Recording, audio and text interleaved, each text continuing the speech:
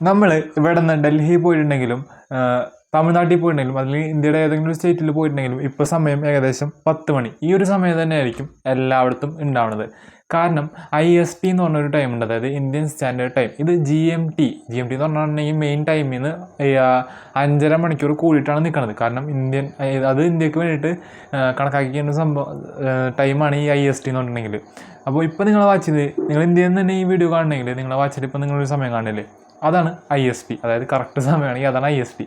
ഇതേപോലെ ഫ്രാൻസിൻ്റെ കാര്യം നമ്മളെടുത്ത് നോക്കുകയാണെങ്കിൽ മറ്റേതൊരു രാജ്യത്തിനെക്കാട്ടിലും 12 ടൈം സോൺസാണ് അവിടെ ഉള്ളത്. 1-2 അല്ല, 12 ടൈം സോൺസ്.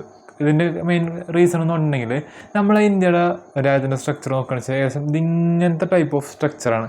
പക്ഷേ ഫ്രാൻസ് കുറച്ചുകൂടി അധികം പരന്നിട്ടുള്ള ഒരു ഏരിയ. നമ്മൾ ഇന്ത്യയുടെ ഭൂപടം എടുത്ത് നോക്കുകയാണെന്ന് വെച്ചിട്ടുണ്ടെങ്കിൽ നമുക്ക് കാണാൻ പറ്റും. ഇന്ത്യ എന്ന് പറഞ്ഞാൽ കുറച്ചും കൂടി ലീനായിട്ടുള്ളൊരു ഭൂപ്രദേശമാണ് നമുക്ക് ഇന്ത്യയിൽ കാണാൻ പറ്റുന്നത്. പക്ഷേ ഫ്രാൻസിൻ്റെ കാര്യം നോക്കുകയാണെങ്കിൽ കുറച്ചുകൂടി അധികം പരന്നിട്ടുള്ള ഒരു ഭൂപ്രദേശമാണ് കാണുന്നത്. അതായത് നീളം കുറവാണെങ്കിലും പരന്നിട്ടുള്ള ഒരു ഭൂപ്രദേശം നമുക്ക് കാണുന്നത്. ഇതാണ് ഇതിൻ്റെ main reason. So hope you guys നിങ്ങൾക്ക് ഈ വീഡിയോയിൽ നിന്ന് എന്തെങ്കിലുമൊക്കെ മനസ്സിലായിട്ടുണ്ടാവും. നമുക്ക് എന്തായാലും അടുത്ത വീഡിയോ കാണാം. അതുവരേക്കും ഇറ്റ്സ് മീ അദ്നാൻ. ബൈ.